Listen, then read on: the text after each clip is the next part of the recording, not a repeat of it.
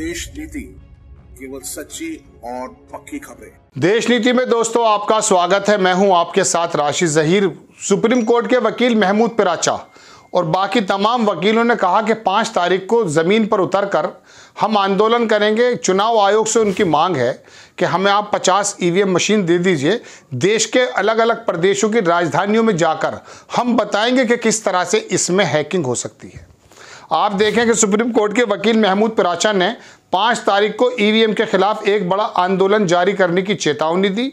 उन्होंने कहा कि ईवीएम से चुनाव कराना सबसे बड़ा फ्रॉड है और ईवीएम से चुनाव कराना लोकतंत्र के लिए सबसे बड़ा खतरा है। आप छोटा सा वीडियो देखें पहले। उसको इतनी गहराई से समझ पा रहे हो सकता है कुछ लोग नहीं भी समझ पा रहे हो, पर इसमें कोई शक नहीं है कि ये 2024 का जो चुनाव है, अगर ये चुनाव ईवीएम से हुआ उसके बाद कुछ बचना नहीं। इसलिए ईवीएम की लड़ाई बहुत ही महत्वपूर्ण लड़ाई, और अगर मैं कहूं इस देश में आज की तारीख में सबसे महत्वपूर्ण लड़ाई यही है।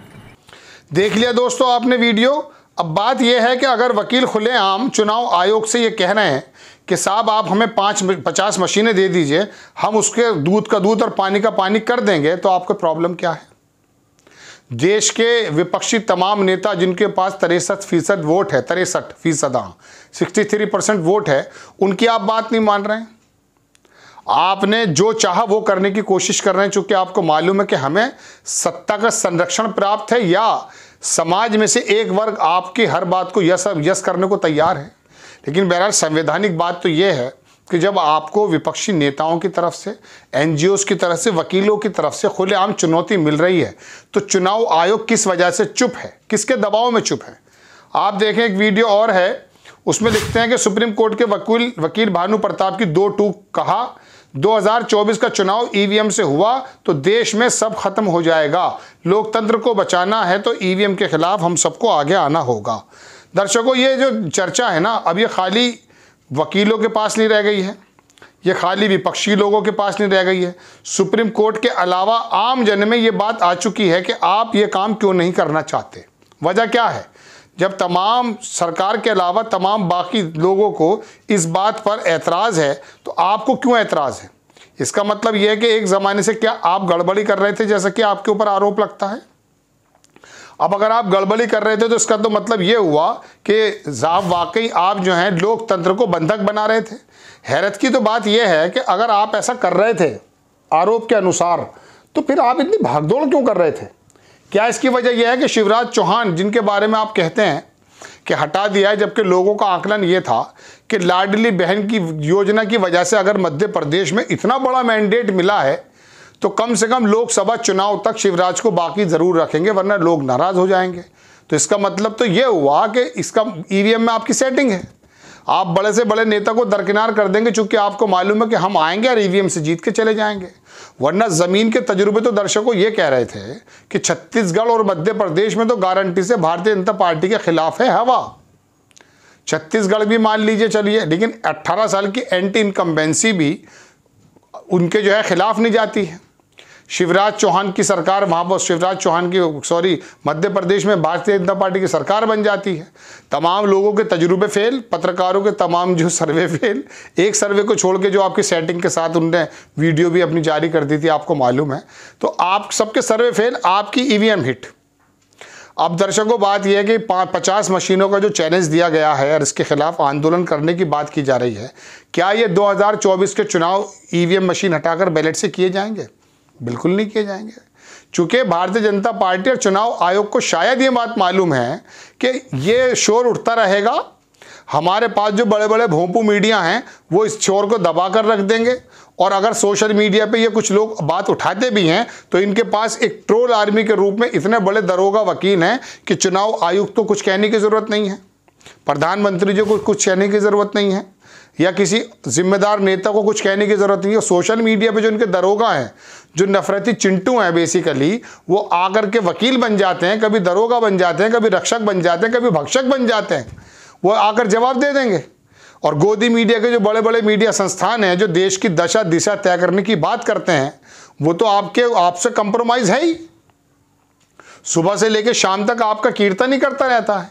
तो दर्शकों, बात यह कि वकीलों की बात आप नहीं सुनेंगे, एनजीओस की, आम लोगों की, विपक्षी नेताओं की, तो देश में बात किसकी सुनी जाएगी? सिर्फ प्रधानमंत्री जी की।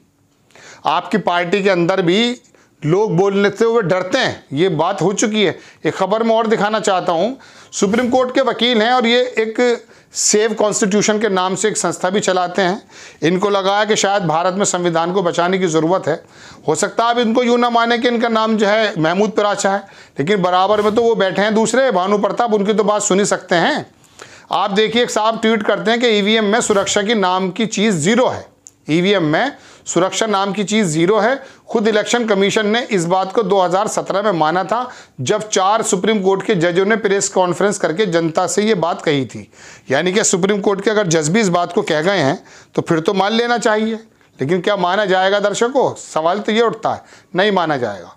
वजह उसकी है कि आप कुछ भी कहते रहिए। एक वीडियो में आपको और दिखाता हूँ, इसके अंदर सुप्रीम कोर्ट के वकील भानु प्रताप की 2 टूक। 2024 का चुनाव ईवीएम से हुआ तो देश में सब खत्म हो जाएगा। लोकतंत्र को बचाना है तो ईवीएम के खिलाफ हम सबको आगे आना होगा। इसमें तो कोई दो राय नहीं दर्शकों कि आज तक ईवीएम के खिलाफ कोई मजबूत सबूत नहीं मिला है साबित। लेकिन जिन लोगों ने डेमोन्स्ट्रेशन किए हैं, वह मशीनों को रख करके सामने बात की। एक आदमी ने मशीन महाराष्ट्र के है शायद, मैंने आपको पहले बताया था, कहीं से इंतज़ाम कर लिया, जुगाड़ तो हमारा होता ही है देश, उसको जेल भेज दिया गया। उसकी इस वाली बात को, इस वाली रिसर्च को तो डब्बे में फेंक दिया गया डस्टबिन में कि उसने ईवीएम को हैक करके दिखाया या वीवीपैट के अंदर गड़बड़ी बताई। बल्कि कि आपके पास ये मशीन कहाँ से आई है? और जब चुनाव आयोग ने बुलाया तो दूर खड़ा कर दिया कि करके दिखाइए। अरे आपके अंडर में वो मशीन है ज़माने से, आप उसके अंदर क्या करते हैं क्या नहीं करते क्या मालूम। आप उनको दीजिए, वो मशीन के अंदर कुछ इम्प्लांट करेंगे, तब बताएंगे कि हैक होगी नहीं होगी। आप तो इम्प्लांट करके भी कुछ दे दीजिए, ऐसा आरोप है। भाई राकेश टिकैत एक भारतीय किसान पार्टी यूनियन के नेता, मेरा एक बार उनसे इंटरव्यू किया मैंने, तो 2022 के चुनाव से पहले तो उनका एक ख़ास अंदाज़ होता है वही जाटवाई लैंग्वेज, तो उन्होंने अपने अंदाज में कहा, अरे किसी उसमें न रहिए ऐसे करके। 15,000 वोटों से तो शुरुआत होगी इनकी। मैंने जी मतलब क्या? उनका कहना मतलब ये था कि ईवीएम की शुरुआत 15,000 वोटों से तो गिनती आगे शुरू होती है भारतीय जनता पार्टी की। उनका कहना ही है, मेरे पास वीडियो है। तो कहने का मतलब ये है कि अगर 15,000 से ऐसा होता है, 10,000 से होता है, तो विधानसभा में जहाँ 70-80 हज़ार पे फैसले हो जाते हैं, वहाँ तो 15,000 का बहुत बड़ा मार्जिन है। फिर कौन जीतेगा भाई? फिर तो कोई नहीं जीतेगा। अखिलेश यादव के बारे में भी यही कहा जा रहा था कि ज़मीन पे बहुत ज़बरदस्त काम है, बल्कि ब्यूरोक्रेसी के जो अधिकारी थे वो शायद अखिलेश यादव को फ़ोन करने लगे थे, ऐसा बताया गया। लगता था कि सरकार आ रही है, लेकिन फिर भी ऐसा हुआ। लेकिन बहरहाल दर्शकों, ये अगर शक के घेरे में है, विपक्षी नेताओं की ना मानिए, आम जन तो आपसे इस बात को कह रहा है ना, वकील कह रहे हैं, तमाम सड़क पे उतर कर लोग कह रहे हैं, और ये बाकायदा सुप्रीम कोर्ट या कोर्ट्स के अंदर भी विचाराधीन है। तो आपको कौन सी हट है? आपकी कौन सी चोरी खुल जाएगी? क्या यकीन नहीं है आपको? हमें तो पूरा यकीन है कि आपने दिमागों के अंदर राम मंदिर को लेके, धर्म के नाम पर लेकर के बहुत बड़ी जमात को बाकायदा एक ज़ॉम्बी बना दिया है। डोंट वरी, आप आ जाइए विदाउट ईवीएम, आपको एक भारी भरकम जमात का समर्थन मिलेगा। ये बात अलग है कि आप सरकार में ना आए, लेकिन आपको वोट ज़रूर मिलेगा, वही 20-22% जो 30 साल पहले मिलता था। वो तो पहले से ही बन चुके हैं। हम जानते हैं ना कि भारतीय जनता पार्टी को एक स्टेट अपर क्लास जो पूरा है 10-15-12%, ये तो आपकी बिल्कुल समझ लीजिए कि एफडी की तरह है आपके बैंक में। बाकी आप जातिगत समीकरण नापने में माहिर हैं, उससे करिए आप काम, जैसा कि बाकी पार्टियां भी करती हैं। आप थोड़ी ना करते हैं अकेले। तो ईवीएम का भी सहारा, ब्यूरोक्रेसी का भी सहारा, और ये तमाम ट्रोल आर्मी का भी सहारा, धर्म का भी सहारा, तमाम चीज़ें आप लेकर के लोकतंत्र का हरण करना चाहते हैं, ऐसा लोगों का आरोप है। बहरहाल बड़ी खबर के महमूद पिराचा और बाकी वकीलों ने कहा कि 50 मशीनें हमें दे दी जाएं ताकि हम देश के सामने बताएं कि किस तरह से हैक की जा सकती है। अब चुनाव आयोग ये करेगा नहीं करेगा, ये तो खैर बात की बात है, ऐसा होता नहीं है। वो कह रहे हैं सड़क पर उतरने की बात है, लोगों के अंदर रोष तो है, और अगर ये शक के घेरे में इतनी आ चुकी है तो सरकार को भी समझना चाहिए कि हमारी मजबूत जड़ें हैं, हम अपना करके दिखा देते हैं, लोगों को दूध का दूध पानी का पानी हो जाएगा। आपको खबर कैसी लगी अपनी राय कमेंट्स बॉक्स में ज़रूर दीजिए। चैनल को सब्सक्राइब कीजिए, शेयर कीजिए। नेक्स्ट टाइम मैं किसी खबर के साथ आता हूँ। जय हिंद।